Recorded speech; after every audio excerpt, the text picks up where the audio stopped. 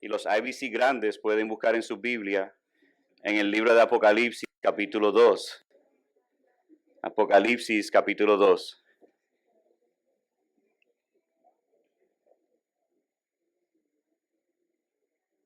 Antes de comenzar, quería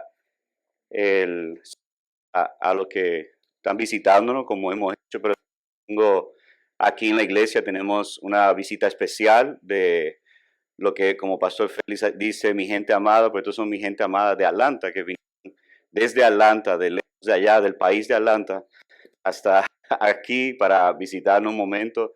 Están allá atrás, está Jason y Andrea, que él trabajaba, me ayudaba mucho con los jóvenes anteriormente, y está Leo y Marcy, que también nos ayudaban mucho, así que si puede darle un aplauso, y mi hijo también está aquí. Eh, Le damos gracias a Dios que están aquí con nosotros.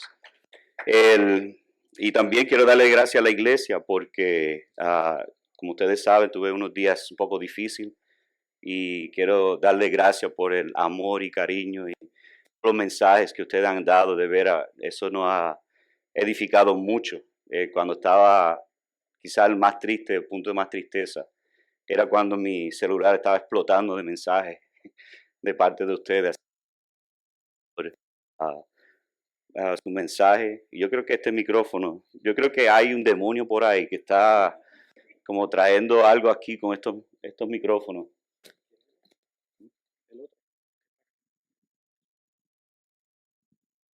Dame un segundo. Ahora sí.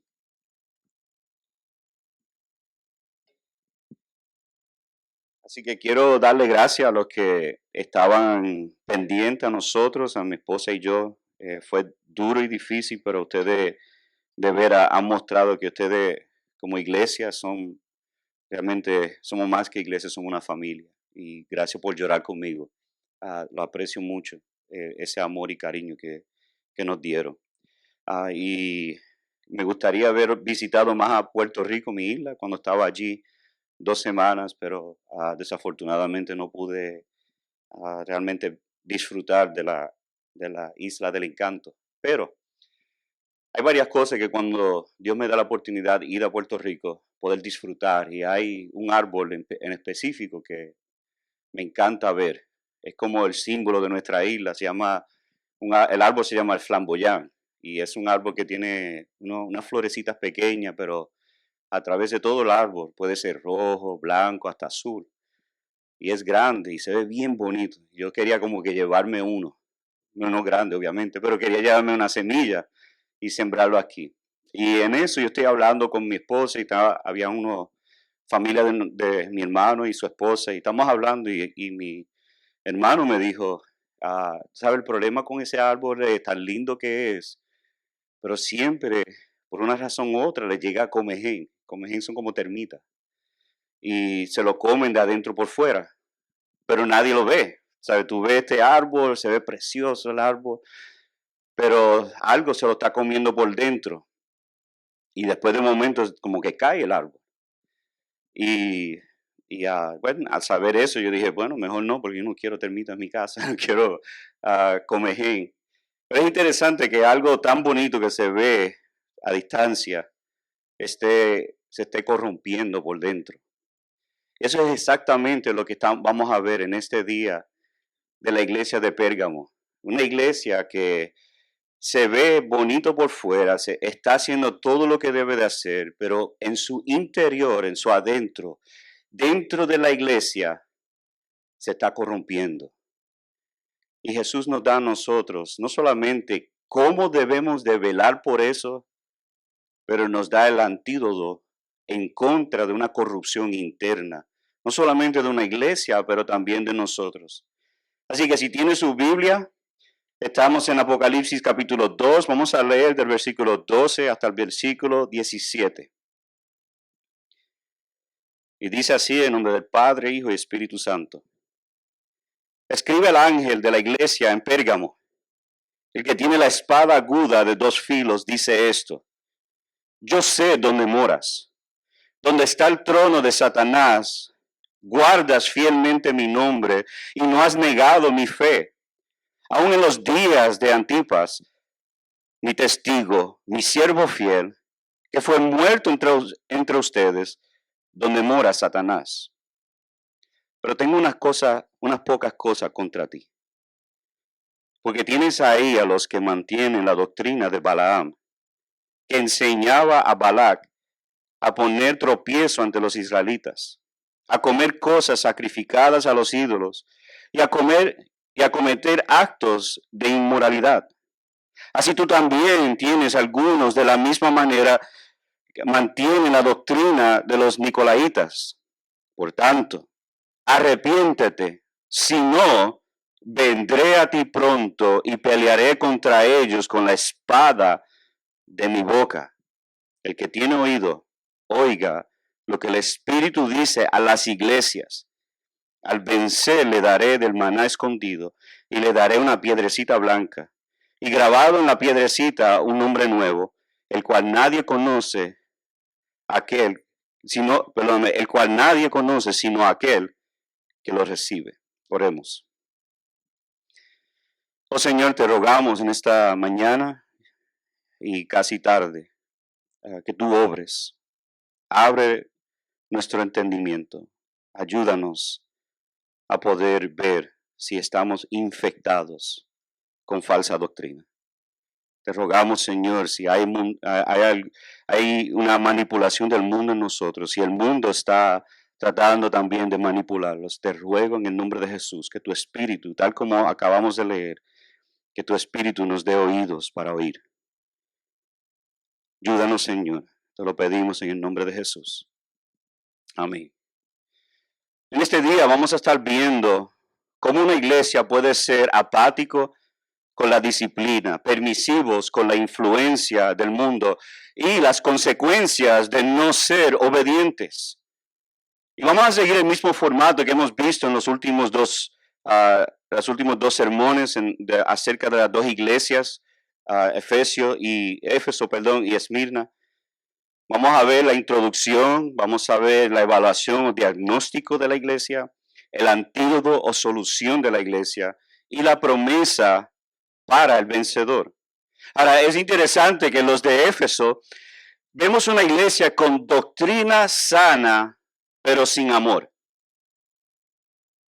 En Pérgamo vamos a ver una iglesia con amor, pero sin doctrina.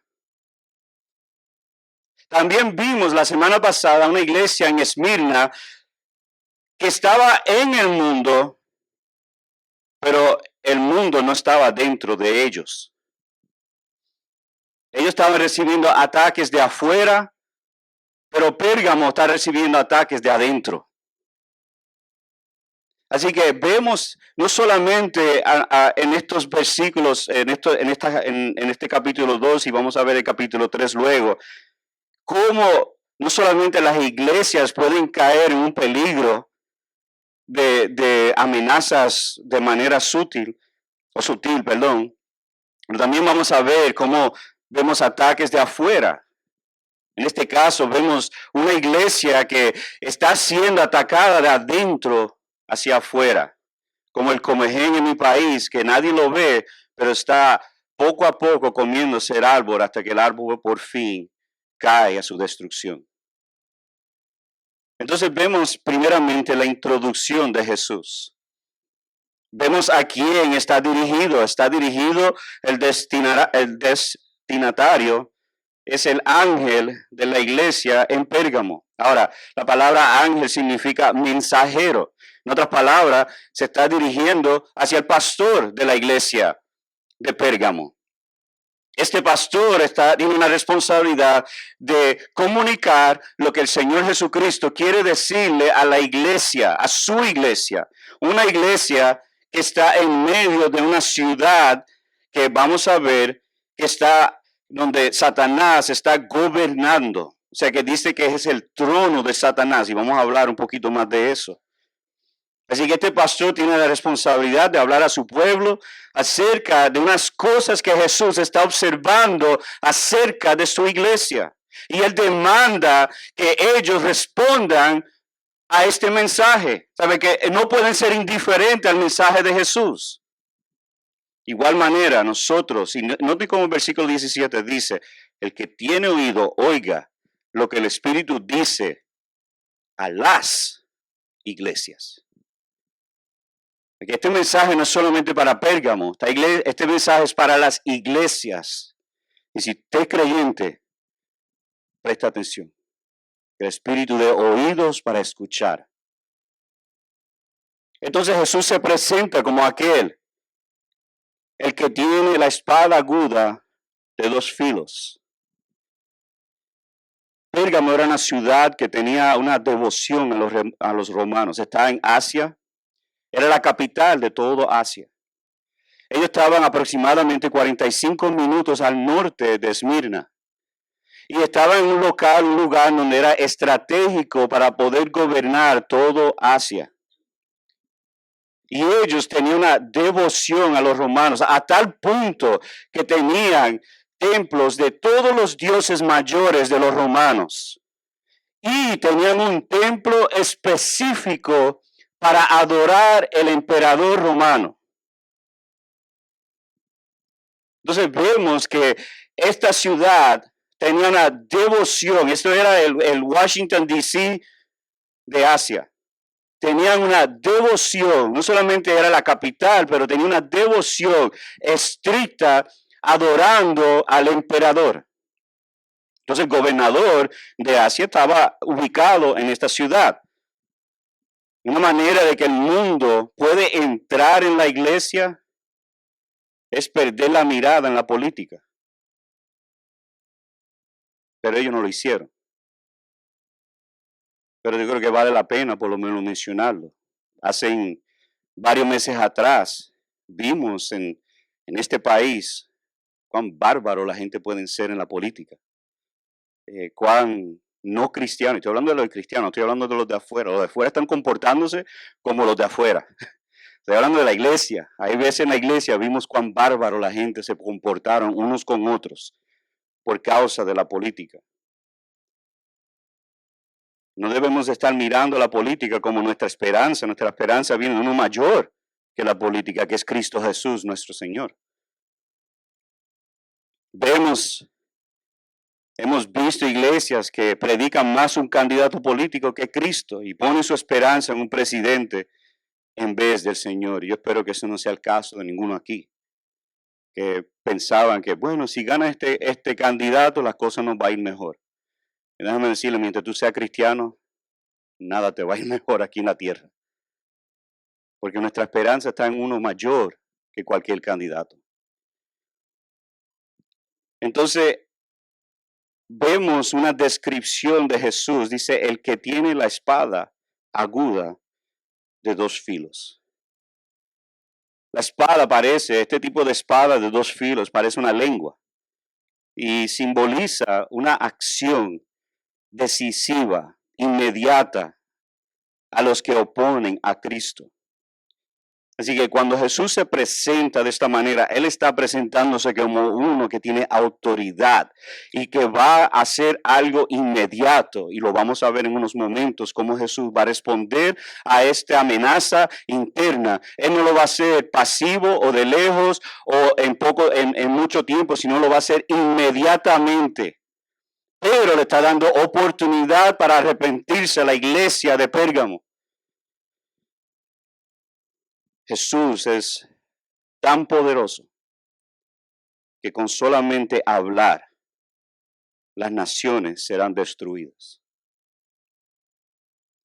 Y esto es un recordatorio para nosotros que nuestro Señor es gobernador de todo el universo.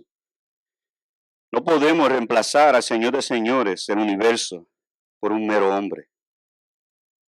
Entonces vemos cómo Jesús, por su gracia, que es evidente en la promesa que Jesús vendrá por los creyentes en Pérgamo con una espada aguda de dos filos.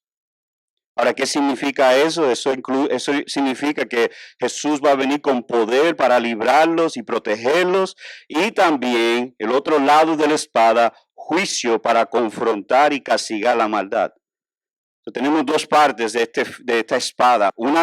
Una parte es el poder para librarlos y protegerlos, y la otra parte es juicio para confrontar y castigar su maldad.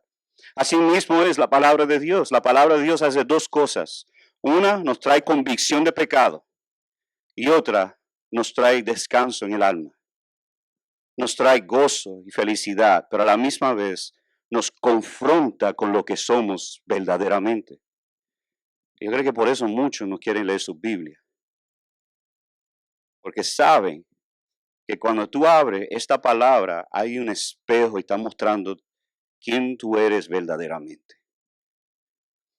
Pero el otro lado de la espada trae bendición y gozo, porque apunta hacia Cristo, que es el único que nos puede redimir y salvar.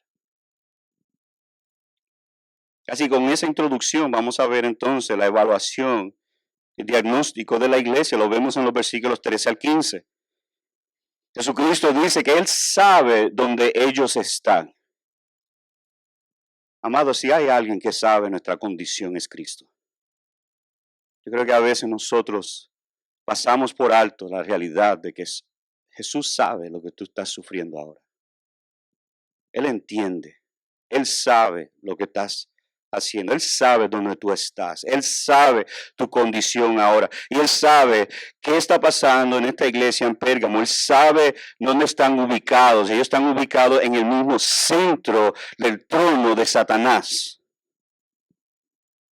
Y esto es de gran consuelo para una iglesia que está en la capital de un gobierno que está embriagada con poder. De hecho, podemos decir esto claramente, es Jesús quien puso esa iglesia allí. No fueron los hombres que trataron, es Jesucristo mismo que ubicó esa iglesia donde está. Y amado, permítame decirle, usted está porque Cristo decidió donde debe de estar. Si eres creyente, estás exactamente donde Dios lo quiere. Y Él está diciendo a esta iglesia, yo sé dónde ustedes están. Yo sé que ese es el trono de Satanás. De hecho, el gobernador de Pérgamo estaba persiguiendo a los cristianos en toda Asia. Por eso ese es el trono de Satanás. Y vemos esa evidencia con Antipas, que no sabemos quién es él, pero sabemos qué hizo. Noten el texto, Jesús dice de él, mi testigo, mi siervo fiel, que fue muerto entre ustedes, donde mora Satanás. Noten el doble énfasis de Satanás aquí, mostrando que persecución es algo satánico, es algo de parte de Satanás. Pero es Jesús que tiene la espada aguda de dos filos. Y déjame decirle que las puertas del Hades no prevalecerán. Entonces, como Jesús nos dice a nosotros que esto es algo satánico, qué consuelo es que Jesús diga, yo sé dónde estás. Y si estás siendo perseguido, ya sea por una persecución suave o duro, permítame dar estas palabras de consuelo. Jesús sabe dónde tú estás. Si tu familia está en contra de ti, Jesús sabe dónde tú estás. Si estás en una situación en tu trabajo donde te están persiguiendo de alguna manera, déjame darle estas palabras de consuelo. Jesús sabe dónde tú estás. Sabe exactamente dónde tú estás. Pero no solamente sabe dónde estás, pero Él sabe lo que la iglesia ha hecho. Noten lo que Él dice sobre ellos. Guardas fielmente mi nombre y no has negado mi fe. ¿Qué fidelidad vemos en la iglesia de Pérgamo? A pesar de la persecución, esta iglesia era fiel. A pesar de perder un amado hermano en Cristo por causa de la persecución, esta iglesia sigue fiel. Guardas fielmente mi nombre y no has negado mi fe. Y hay veces que algunos niegan la fe con un simple chiste o broma. Que un hermano que muere por causa de Cristo. A veces nosotros negamos a Cristo por un simple chiste o comentario en donde estamos nosotros ubicados. pero Cristo sabe los que son fieles. Algo que no podemos esconder. Podemos aparentar muchas cosas, pero ante Cristo no podemos aparentar fidelidad. No hay manera. Yo soy fácil de engañar. Yo les admito ahora. Para mí ustedes son todos preciosos y bellos. Pero Cristo sabe nuestro corazón. Cristo sabe nuestras intenciones. Tú no puedes engañar a Cristo. Y qué buenas palabras que les dice a esta iglesia. Qué consuelo. Yo me imagino el pastor de la iglesia de Pérgamo diciendo estas palabras. Que tú guardas fielmente mi nombre y no has negado mi fe. Yo me imagino cómo ellos recibieron esto como un aliento de Cristo. Nuestro Señor Jesucristo está escribiendo una carta directamente a nosotros y está diciendo, a pesar de todo lo que está pasando, estamos siendo perseguidos, Cristo nos dice a nosotros, son fieles. No han negado mi nombre. Qué palabras tan dulces para esta bendita iglesia. Vemos lo que pasa a este hermano Antipas y vemos una semejanza con Job. Aunque Job no perdió su vida, pero este hombre fue fiel. Escucha lo que Dios dice de Job en el libro de Job. Hablándole a Satanás, ¿te has fijado de mi siervo Job? Porque no hay ninguno como él sobre la tierra. Es un hombre intachable y recto, temeroso de Dios y apartado del mal. En otras palabras, le dijo, Job es fiel. ¿Te fijaste de Job? De toda la gente del mundo. Y es interesante que aquí en Pérgamo vemos cómo esta iglesia está en medio del trono de Satanás y Job, donde Satanás va hacia Dios y Dios le dice a Satanás, ¿te has fijado de mi siervo Job? Yo les pregunto, ¿puede Dios decir lo mismo de ti y de mí? ¿Te has fijado de mi siervo que no niega mi nombre, que es fiel? Debemos de vivir deseando escuchar, bien hecho, siervo fiel. Esta iglesia amaba a Cristo, porque solo el amor nos lleva a nosotros, nos impulsa a nosotros, nos motiva a nosotros a la fidelidad.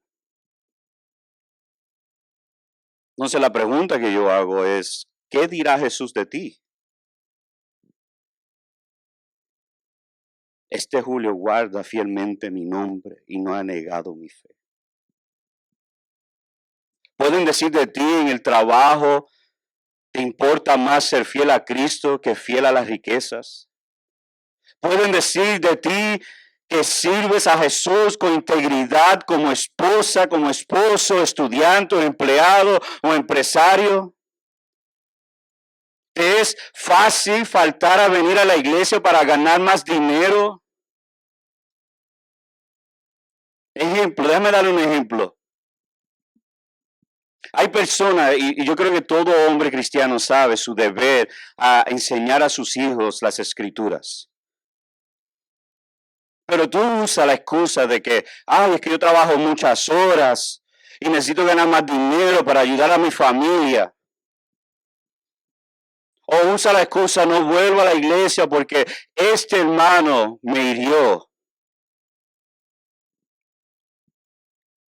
Si estás pensando en excusas de antemano para no venir o venir a la iglesia, amado, hay algo bien mal sobre su cristianismo. Déjame decirle, nosotros no hemos cambiado las fechas de los domingos. Están sólidos, ya están fijos. Todo el mundo sabe a qué hora debemos de venir. No es como que, ay, espérate, pero no me dijeron nada, ustedes cambiaron el día y la hora. Así que si sabemos ya de antemano la hora y el horario de qué cosas tenemos, actividades que tenemos fijo en la iglesia, ¿cómo te puede actuar sorprendido no venir a la iglesia? Y esto es solamente un pequeño ejemplo de muchas cosas. Puede decir Dios de ti que eres fiel. Puede decirlo. A pesar, aunque falles, pero tú perseveras, tú sigues. Eso es fidelidad. Fidelidad no es una vida perfecta. Fidelidad es, a pesar de mi imperfección, yo quiero continuar perseverando, amando más a Dios, arrepintiéndome de mi pecado, continuando en el camino correcto, a pesar de lo que pasa. Eso es fidelidad. No solamente Jesús sabe dónde estás y Jesús sabe lo que han hecho, pero Él sabe el pecado.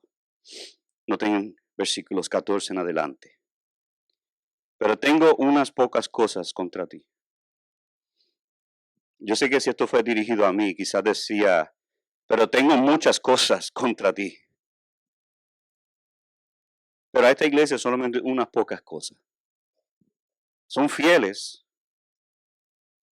pero Cristo vio algunas cosas que tienen que atenderse inmediatamente. Él ve unos pecados que hay que trabajarlos inmediatamente. ¿Y cuál era el pecado de Pérgamo? Bueno, que ellos eran permisivos de la falsa doctrina y del mundo. Eran permisivos de la falsa doctrina y del mundo, de la influencia del mundo. Fuerte en su fidelidad a Cristo, pero débil de adentro, permisivos y no confrontarse en amor uno a otros. Una de las cosas como hispanos que a veces nosotros tenemos dificultad es hablar con alguien que está en pecado. Ahora, la Biblia obviamente nos da qué debemos de hacer antes. Debemos de hacerlo con espíritu manso, con gracia, con amor. Debemos de evaluarnos, asegurar que nosotros no estamos pecando de igual manera. Pero la Biblia dice que todavía tenemos que hacerlo. No dice que aunque tú tengas aunque no estés haciendo todo eso, no eres manso, no estás viviendo correctamente, tienes pecado. Obviamente debemos de arrepentirnos, limpiarnos, pero tenemos que hacerlo.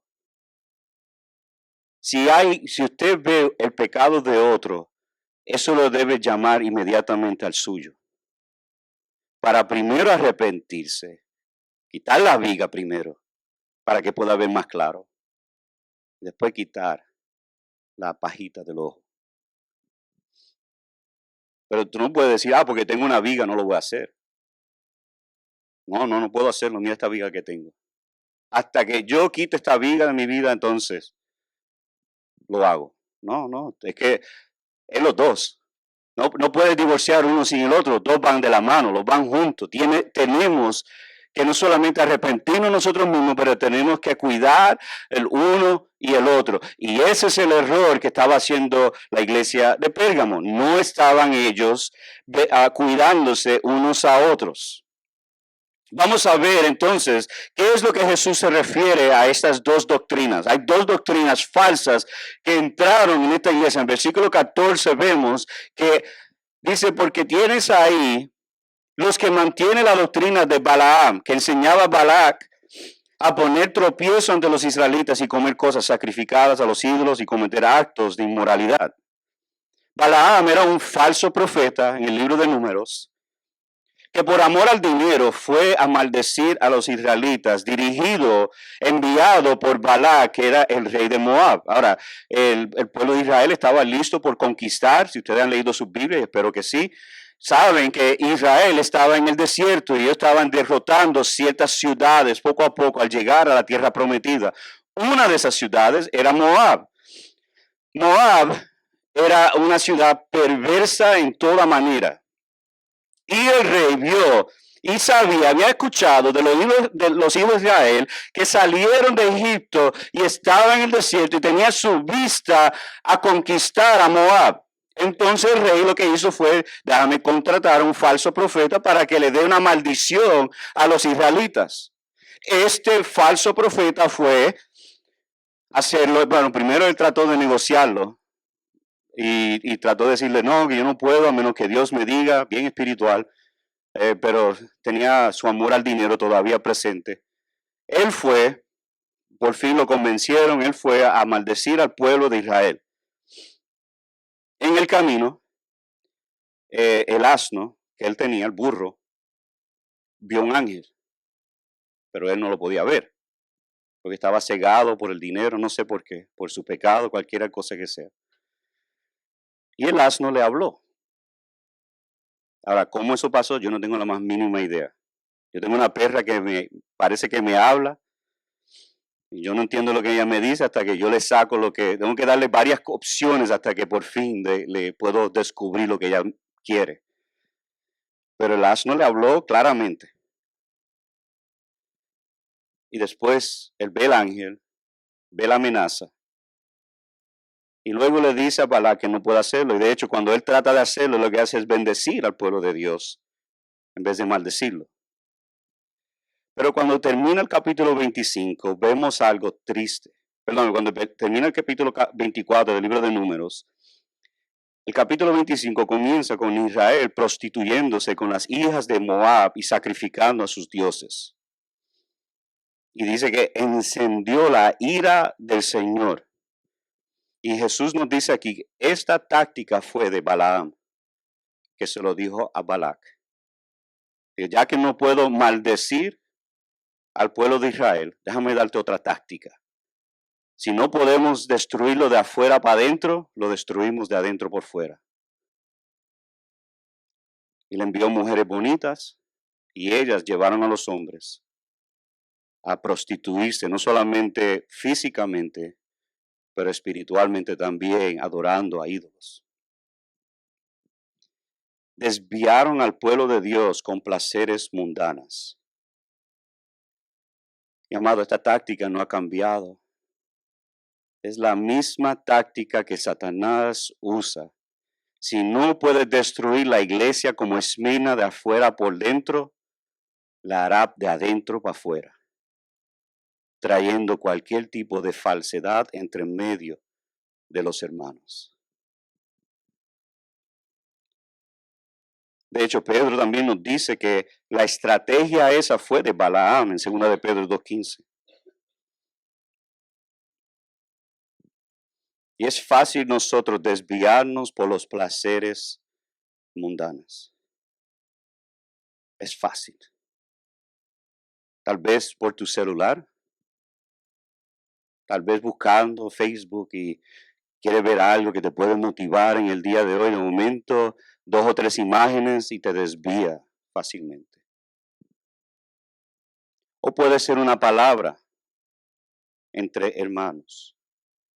O puede ser buenas intenciones que llevan a malas consecuencias. Cualquiera que sea la manera, Satanás está obrando de destruir la iglesia de adentro para afuera. Si él logra que nos comemos vivos, él ha ganado. Y Jesús le está diciendo, tengo esto contra ti, que ustedes mantienen, nota la palabra ahí, versículo 14, lo dice 2 veces a mí con los nicolaitas, ustedes mantienen allí algunos, ustedes, perdóname, que estás ahí, entre ustedes, los que mantienen la doctrina de Balaam.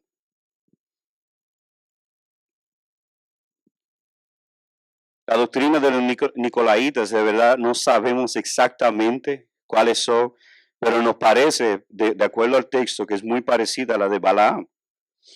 Me parece interesante que tenemos uno del Antiguo Testamento y uno del Nuevo Testamento. ¿Qué era el error de los de Pérgamo? Que eran laxas y permisivos en la disciplina en la iglesia contra esta secta. Lo que sí sabemos de los nicolaitas, parece que vino, según los padres de la iglesia, Ireneo y Tertuliano, que ellos eran seguidores de Nicolás, que era un prosélito de Antioquía y era uno de los primeros diáconos en Hechos capítulo 6, versículo 5. Un hombre que aparentaba ser lleno del Espíritu terminó siendo un hereje aborrecido por Jesús. Una de las cosas que vemos aquí que nos llama la atención es que nadie aquí es exento a la falsa doctrina. Ni tú ni yo. Cualquiera de nosotros podemos caer. Por eso es necesario la iglesia cuidarnos unos por los otros. Por eso es necesario que nosotros debemos de velar los unos por los otros. Por eso la iglesia debe ser como los bereanos, de que después que cada pastor predique en este púlpito, ustedes estén evaluando cada palabra, cada texto que nosotros decimos, que ustedes vean que esté de acuerdo a la palabra de Dios. Es su responsabilidad asegurar que nosotros como pastores nos mantengamos firmes en la fe sin flaquearnos. Y de igual manera nosotros también tenemos que cuidar de la iglesia. Es unos y otros, no solamente unos. Más de 20 veces en las escrituras vemos el unos por los otros. Y un descuido de parte de cualquiera de nosotros puede crear suficiente levadura para leudar la masa. La iglesia es el baluarte de la verdad. Y nosotros debemos ser celosos, cada uno de nosotros, de que la palabra de Dios sea predicada fielmente aquí en este púlpito. Que nosotros hablemos la verdad unos con otros, que amemos la verdad. Y la iglesia de Pérgamo amaba a Cristo, eran fiel a Cristo, pero se olvidaron de unos y los otros. Y eso puede pasar. No es uno y no el otro, son los dos juntos. Esa palabra mantiene significa uno que está empoderado o controlado por alguien o algo. Ahora, el barco, si ustedes saben cómo un barco es, cómo está diseñado, el barco está diseñado para flotar en el agua, ¿verdad? Tiene su diseño para estar sobre el agua. Pero ¿qué pasa cuando el agua entra en el barco? No está diseñado para aguantar el agua que entra en el barco. Pero como cristianos nosotros estamos en el mundo, pero el mundo no debe estar en nosotros. El agua del barco, el agua que está afuera, no debe entrar en el barco, sino que va a pasar, se hunde. Así también cristiano. Estamos en el mundo, somos peregrinos, debemos de estar aquí. Pero el mundo no nos debe influenciar a nosotros, sino al revés. Nosotros influenciamos al mundo. Somos sal y ¿qué? Y luz. El mundo no lo es. Nosotros sí somos, por la gracia de Dios. Y tristemente esta iglesia permitió que algunos entraban dentro de la congregación y traer este tipo de falsedad dentro de la iglesia. Tristemente algunos salen del evangelio de la prosperidad teológicamente, pero no prácticamente. ¿Por qué enfatizamos el congregarnos como iglesia? Por dos razones. Porque Dios merece adoración, alabanza, gloria y honra y majestad. Y el pueblo de Dios, cuando se reúne el primer día de la semana, viene con el fin de adorarlo a Él, porque Cristo resucitó de los muertos y nos ha dado vida eterna en Él. Y por lo tanto, nosotros como iglesia le brindamos a Él gloria, honra, poder y majestad, porque Él merece todo. Y la iglesia se reúne por lo que nos dicen Hebreos 10, 24 y 25. Son los dos, adoramos a Dios, y segundo, porque tú y yo estamos rodeados del mundo, y la Biblia enseña, consideremos cómo estimularnos unos a otros al amor y a las buenas obras, no dejando de congregarnos como algunos tienen por costumbre, sino exhortándonos unos a otros, y mucho más al ver que el día se acerca. Y hemos visto en estos últimos meses como el día se acerca más y más, y Cristo está por volver, y mientras ese día va acercándose más y más, iglesia, nosotros tenemos que estimularnos más y más al amor, más y más a las buenas obras. Tenemos que esforzarnos más aún dentro de esta congregación para no caer en la trampa de Satanás. ¿Quién estás estimulando al amor y buenas obras? Es interesante que Dios no hay que estimularlo para amarnos, para ser fiel con nosotros, para ser bueno con nosotros. A Dios no hay que estimularlo para eso, pero sí tenemos que estimularlo para la ira. Pero tú y yo necesitamos ser estimulados para buenas obras. Tenemos que ser estimulados a amarnos unos a otros. Necesitamos ser estimulados para exhortarnos unos a otros, animarnos. Cuando tú y yo estamos deprimidos, tristes, lo que sea, en vez de decirle, ¿qué estás haciendo? ¿Qué mal estás haciendo? No, apúntalo a Cristo, el autor y perfeccionador de nuestra fe. Exhórtanos unos a otros, amándonos unos a otros. Déjame decirlo, una de las maneras que más tú puedes amar a tu hermano es corregirlo de su error. Amándolo. ¿Tú quieres que tu hermano siga en su error porque no quiero ofenderlo? Piénsalo. ¿Verdad que eso no tiene ni sentido? Deja que mi hermano se destruya para yo no, para yo no hacerlo sentir mal, para no ofenderlo. No, déjalo que se destruya y después hablar mal de él en su espalda. Y después decir, viste, yo lo sabía, pero no dijiste nada. Eso no es amor. ¿Tú sabes lo que es eso? Eso es satánico. Como creyentes nosotros tenemos que amarnos unos a otros. Y a veces el amor nos cuesta. Y cuando vemos a alguien en error, yo sé que no es fácil corregir a un hermano. Yo sé que no es fácil. Pero que el amor regule nuestro querer. Que mis palabras sean sazonadas con gracia para poder traer a mi hermano de su error a la verdad.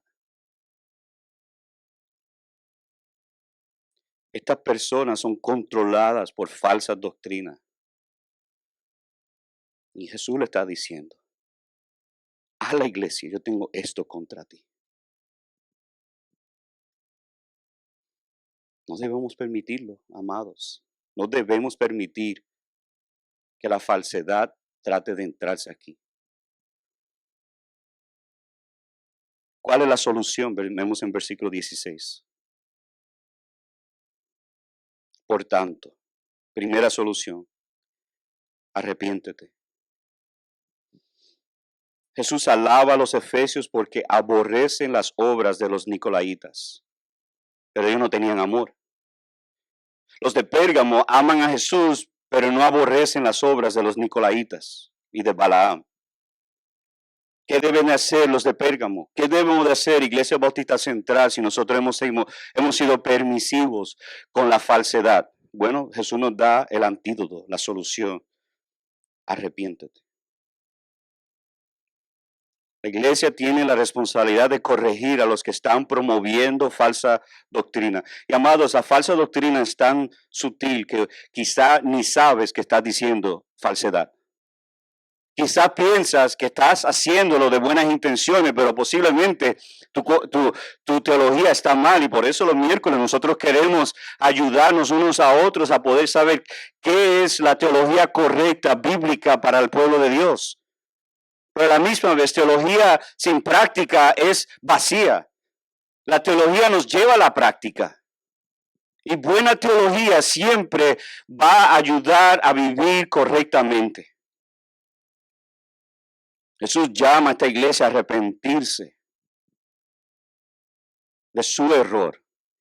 Permítame dar una definición de arrepentimiento. Yo sé que se habla mucho, lo hemos dicho muchas veces, pero permítame darle una que yo creo que es lo más práctico que yo pude conseguir. El arrepentimiento es reconocer que hice mal y voy a corregir mi conducta. Permítame repetirlo. El arrepentimiento es un reconocimiento de que hice mal y voy a corregir mi conducta. Dice Joel Bickey lo siguiente acerca del arrepentimiento. Para arrepentirnos debemos escudriñar nuestro corazón, identificar nuestro pecado, afligirnos por él, confesarlo y huir de él. Déjame repetirlo para los que están anotando. Para arrepentirnos debemos escudriñar nuestro corazón primeramente. Número 2, identificar nuestro pecado. Número 3, afligirnos por él. Número 4, confesarlo. Finalmente, huir del pecado. Eso es arrepentimiento y eso es lo que Cristo nos llama a hacer. ¿Cuál es el problema? El problema es un problema de corazón. El pecado es, ellos no se están corrigiendo unos a otros, no se están amando unos a otros. Deben afligirse, deben llorar, deben sentir gran tristeza por su pecado.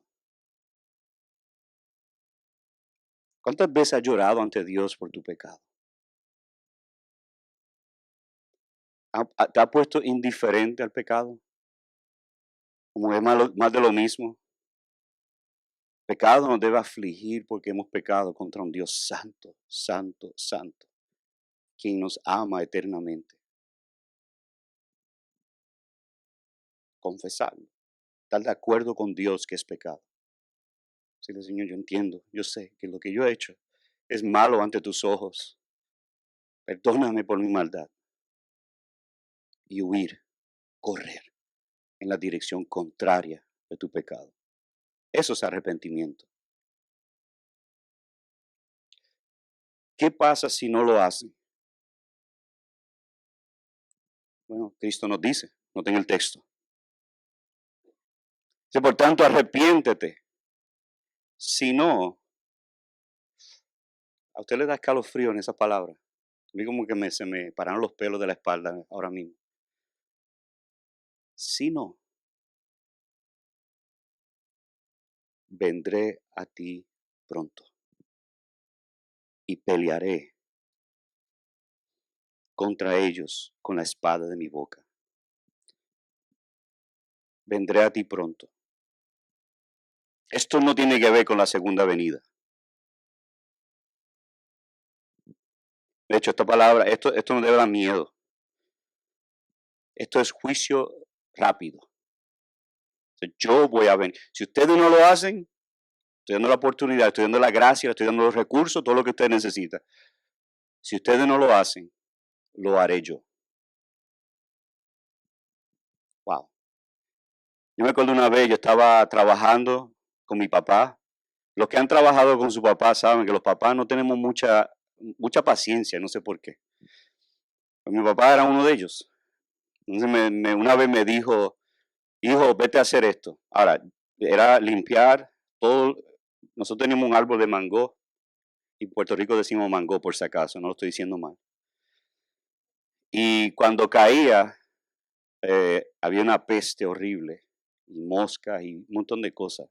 Entonces mi papá me decía, vete, limpia eso. Pero no me decía el cómo, pero me decía, vete, límpialo. Yo como un buen necio agarraba uno a uno y lo tiraba en el otro lado del terreno. Y después mi papá dice estas palabras. Hijo, busca la pala y hágalo con eso y ponlo en un balde. Si no, yo lo voy a hacer. Y como eso vino como si fuera voz de mando, como trueno del cielo, pues yo hice exactamente lo que él dijo que tenía que hacer. Porque no era tanto él me dijo cómo. Lo que a mí me asustó era, si no, lo voy a hacer yo. Y yo sé cómo es mi papá. Cuando él dice eso, las cosas nunca terminan bien. Yo conozco a mi papá. Yo conozco a mi Salvador. Y Él es bueno y lleno de gracia. Pero iglesia, si Él tiene que venir aquí, que venga. Si nosotros no lo hacemos, que Él venga y que nos corrija. Vendré a ti pronto. Note que le dice a ellos, no a los de Balaam y Nicolaitas, le dice a la iglesia.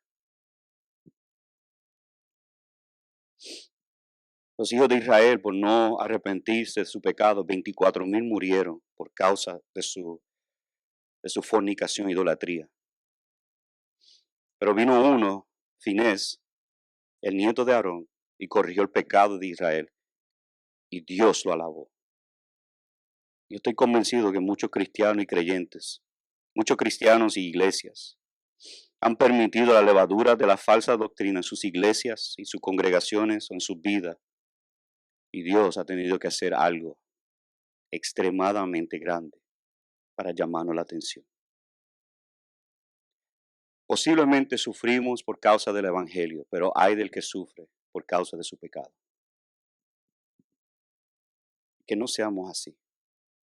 Debemos corregir la maldad ya. Pero hay otra parte que nos da hasta más miedo todavía. Vendré a ti pronto y pelearé contra ellos con la espada de mi boca. Dos cosas podemos ver aquí. Una, Cristo peleando contra sus enemigos por causa de la palabra que Él dice. Estas palabras de ánimo para el cristiano, pero a la misma vez, estas palabras pueden ser palabras de gran miedo para nosotros, porque si nosotros somos los que estamos hablando falsedad, Cristo peleará contra nosotros. Cuando estoy decepcionado por el mundo, Cristo peleará. Perdóname, si yo he sido embriagado por el mundo, si he sido decepcionado por el mundo, es Cristo quien peleará contra mí. Y como Jacob, me traerá a él otra vez. Eso no queremos. Hay un pastor una vez estaba hablando de un cuento sobre un pastor de ovejas, pastor de verdad de ovejas. No uno que pretende ser uno, sino un pastor. Y tenía unas ovejas que le salían del rebaño de vez en cuando. Entonces eran unas ovejitas pequeñas que generalmente se iban del rebaño. Pues el pastor en su mano tenía un palo, y iba donde la ovejita y le rompía las piernas. Y lo cargaba en su hombro y se lo llevaba a su casa. Y todos los días amaba a la oveja, lo cuidaba, lo vendaba, hasta que la oveja podía correr. Y tan pronto esa oveja podía correr otra vez más, cuando salía, la oveja nunca se iba del lado del pastor. Y hay veces que el Señor tiene que rompernos las piernas para que estemos más cerca de Él. Eso es Jesús peleando contra los que están en maldad. ¿Qué promesa nos da Cristo si nos arrepentimos? Versículo 17. El que tiene oído, oiga lo que el Espíritu dice a la iglesia. Al vencedor, note cómo hay una conexión con arrepentimiento y vencer. Es como una dicotomía, es como que dos cosas que no van de la mano. Arrepentimiento es como rendirse. Pero Cristo dice, el que se rinda a mí, ese es vencedor. Al vencedor le daré del maná escondido y le daré una piedra, una piedrecita blanca, y grabado en la piedrecita un nombre nuevo, el cual nadie conoce sino aquel que lo recibe. Estas dos ilustraciones nos dicen algo muy lindo, precioso para el pueblo de Dios. Maná escondido era el maná que lo ubicaban dentro del arca del pacto. Primer momento, cuando cayó maná, Dios le dio un mandamiento a Moisés de agarrar maná, ponerlo dentro del arca del pacto junto con la vara que él tenía. Y el maná se conocía como maná escondida o escondido. Que nadie podía tocarlo, estaba allí guardado. Entonces los judíos sabían que esto era anticipando la venida del Mesías para poder comer el maná escondido. Y Jesús dice en Juan 6, 48 y 49, que Él es el maná del cielo que da vida eterna. Todos los que creen en Cristo tendrán a Jesús. Piensa esto, amado. Hay veces que nosotros cometemos un error y creemos que el fin de la salvación es tener vida eterna. Eso no es el fin. Es un beneficio, pero eso no es el fin. El fin es tener a Cristo. El fin de la salvación es que hemos vivido vidas sin Cristo, hemos vivido vidas perdidos en el pecado, pero Dios en su gracia nos da a Cristo Jesús como el maná escondido para que nosotros podamos amarlo y estar cerca de Él. Y al tener a Cristo tenemos vida eterna. No es que tenemos vida eterna después de Cristo, no, amados. Esto viene porque Cristo es eterno. Su vida es nuestra vida. Sus riquezas son nuestras riquezas. Y esto del maná escondido es un símbolo para nosotros los creyentes de buscar en Cristo nuestro arrepentimiento de pecado y huir y escondernos en Él. Que Dios nos da a nosotros pan de vida. La piedrecita blanca es también un simbolismo de una recompensa de gran valor. Algunos teólogos creen que esto es un diamante. Y hay varias interpretaciones de este texto. Yo creo que la más cerca sería esto, considerando el contexto. Yo creo que los dos son paralelismo. Del que vence, recibe a Cristo. Esa piedrecita blanca es Cristo, el cual el nombre que nadie más sabe, excepto nosotros, que estamos en Cristo, lo podemos identificar. El que tiene a Cristo sabe lo que tiene. Es de gran valor. Es la perla que está en medio del campo, que uno lo esconde para que nadie más lo pueda obtener. Porque sabemos el valor. Y esto creo que está apuntando a esa realidad. Jesús es la piedrecita blanca que solo los creyentes ven como precioso. Y Pablo nos dice en Filipenses 3:8, yo estimo como pérdida todas las cosas en vista del incomparable valor de conocer a Cristo Jesús, mi Señor. Porque quien lo he perdido todo y lo considero como basura a fin de ganar a Cristo. Y amados, eso es lo de gran importancia para cada uno de nosotros, nosotros nos arrepentimos de nuestros pecados. Es Cristo quien es nuestro premio. Aunque este pueblo, esta iglesia, estaba viviendo fielmente, tenían un pecado que lo podía alejar de Cristo. Y si ellos se arrepienten, lo tendrán otra vez más. ¿Cuántos, me imagino yo aquí, han perdido de vista, se han desviado a las cosas del mundo y han perdido el maná y la piedrecita blanca, que es Cristo Jesús, por causa del pecado? Hoy yo los invito a la misma invitación que Cristo da, que se arrepienten y busquen en Cristo el gran tesoro, alimento de nuestras vidas. Solamente en Cristo nosotros podemos ser salvos. Ven a Él hoy, si nunca lo has hecho. Y si lo has hecho y has perdido de vista, vuelve a Él, que te está llamando hoy a arrepentirte y poner tu fe en Él. Oremos.